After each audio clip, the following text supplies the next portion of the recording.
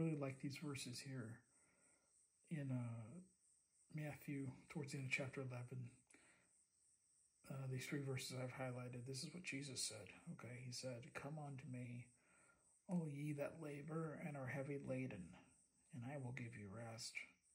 Take my yoke upon you and learn of me, for I am meek and lowly in heart, and ye shall find rest unto your souls.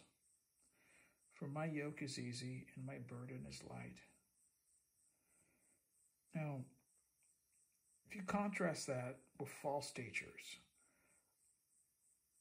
a recurring habit or theme with false teachers is false teachers neither want you to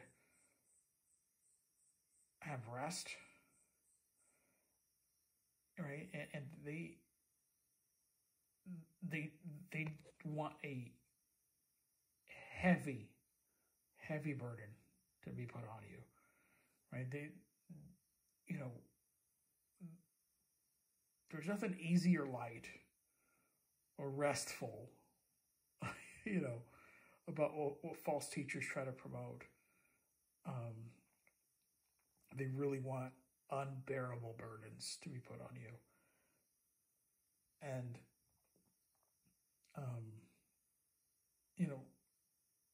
sadly, there's people that, claim to be grace, yet have this obsession with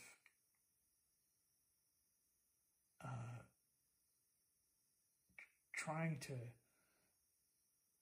get you to do all these religious things, right? And they try to make you feel guilty for not doing those things. And it's just like a form of legalism.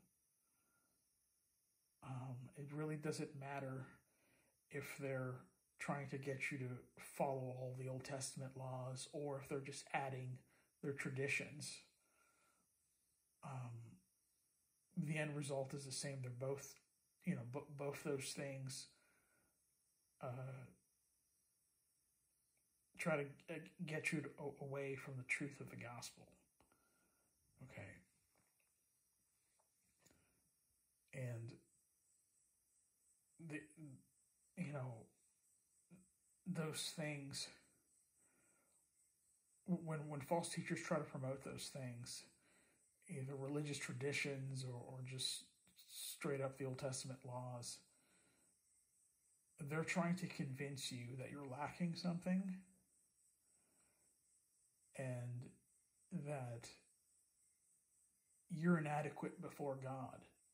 Okay. They think you're not right with God. And to them, they make a grave error. They think that what Jesus did wasn't enough, and it's actually blasphemous. Okay, and I'm going to show you this clip of Jack Hyles, and I've called out Jack Hyles a few times already on my channel. I think it was last year I did it, or about a year ago, something like that. And I can't stand the guy. Every time I hear him preach anything, it comes off as just so smug, so arrogant, and a lot of times it's just heretical and cult-like. Okay? And a lot of people try to defend this guy and say that he was grace. But as I've shown last year, he's claimed that Jesus, didn't pay it all, which is wrong, obviously. Jesus did pay it all. But, he's preached sermons, like, super weird. He's claimed, I've shown audio before of Jack Hyles in the past preaching. Him falsely claiming that Jesus didn't pay it all. Jack Hyles has also preached that there's a difference between eternal life and everlasting life, which is ridiculous. He's preached all sorts of weird stuff, and I have no idea why people give this guy a pass.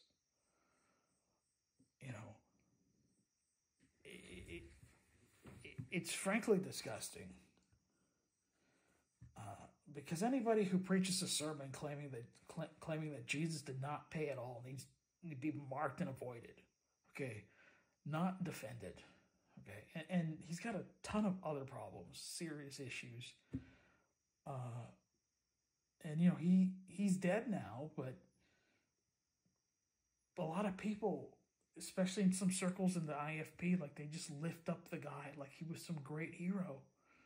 No, he was a con artist. He was a scammer. He was a serial adulterer, and he preached a lot of damnable heresy. Okay, and you can find the clips on the internet of him preaching insane stuff. Okay, you can't deny it once you see it. But this clip I want to show you is an example of him just heaping terrible burdens on people. Okay. You know, the exact opposite of what I just read to you here, what Jesus said in Matthew chapter 11. Okay, and look, Jack Hyles was a serial liar. So he's going to tell a story here, and I don't know if the story's true that he tells, because again, he lied a lot. Okay, but either way, it's terrible. Okay, so I'm gonna play this clip, and then we'll talk about it. What I say goes around the country. You Sunday school teachers, God pity the kind of Christianity. You have a 2-week vacation, so you go on 3 Sundays. That's paganism. You're backslidden. You got a 2-week vacation. You stay for the Sunday for the Sunday services, and then you leave on Monday morning or late Sunday night, and then you come back on Saturday, and you take a 13-day vacation instead of a 15-day vacation, and you be in your Sunday school class, and you be in your place, and you man your post. That's what God wants you to do. Lady here tonight in this service who had a miscarriage. Her baby was dead in her body, and it was the latter part of the week, and she would not have the miscarriage or go to the hospital to give a birth to a stillborn baby till after Sunday, because she wanted to work her bus route on Saturday, and she wanted to teach her Sunday school class on Sunday morning. And all Saturday she was over in Chicago knocking on doors and winning folks to Jesus Christ, knowing all the time there was a dead baby inside her own body, but she wouldn't do it because she had a job to perform. Next Sunday morning, she stood up with a heart that was broken, and with tears in her eyes and a broken heart, she opened the Word of God and poured her heart out to little girls in her Sunday school class, because she wouldn't have the stillbirth. She wouldn't have it on Friday. On Saturday, she wanted to wait till after her class was taught, and after she taught her class on Sunday morning and fulfilled her obligation with her bus, then she went to the hospital, and then she had the surgery. And ladies and gentlemen, that's what God expects all of us to have, that kind of diligence to the task, serving God all the day long. All the day long.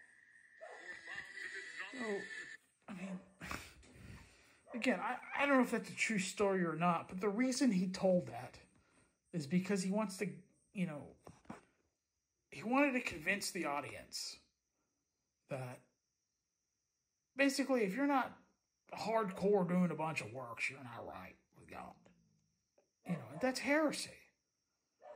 Okay? And, you know, this is coming from the same Jack Hyles that has taught before that, you know, he claims if you don't tithe, God might just kill you. I mean, so he was constantly putting burdens on people.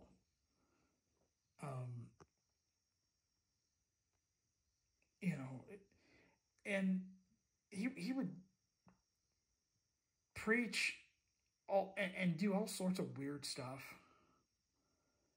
and then hide behind soul winning. Right? And people to this day, you know, they'll defend him. They'll be like, oh, you know, well, he won so much, such and such, you know, souls. And I mean, knowing some of the heresies he's preached, I honestly doubt that, you know. I mean, like I said, there's videos on YouTube. I mean, I did one last year of him, you know, playing the audio where he's teaching that Jesus Christ did not pay at all. That doesn't sound like the gospel to me. Okay. And, you know, he was a charismatic type guy, you know, not in the Pentecostal type sense, but I'm just like, you know, he was a guy that loved attention, and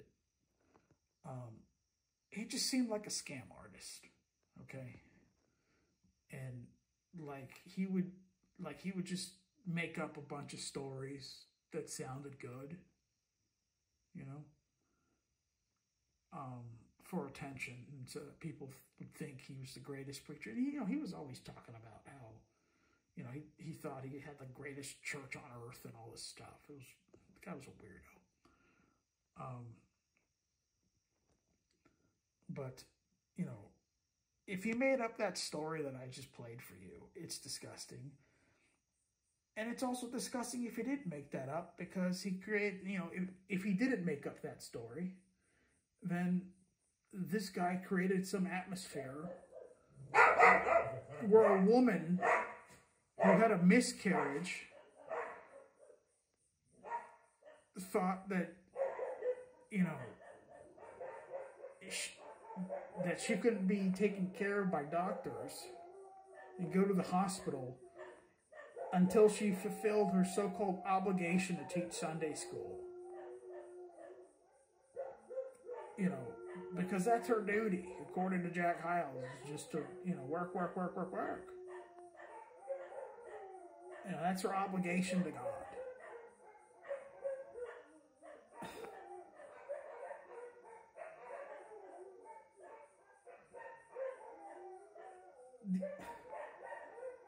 And I'm sure people would still try to argue with me that Jack Hyles was not putting, you know, these burdens on people. Like, you're in denial, man, if that's what you believe.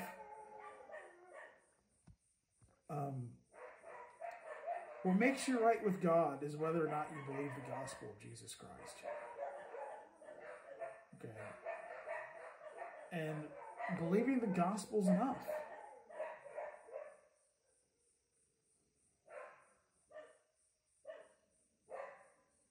And his yoke is easy and his burden is light. And, you know,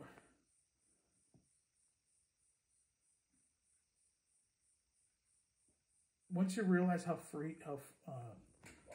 much freedom you have in Jesus Christ, you know, you will see how it is rest. Okay, it's not nerve-wracking. It's not.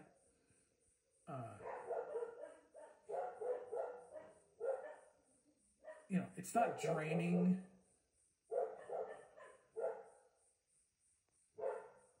It's rest. Okay, and it's peace with God.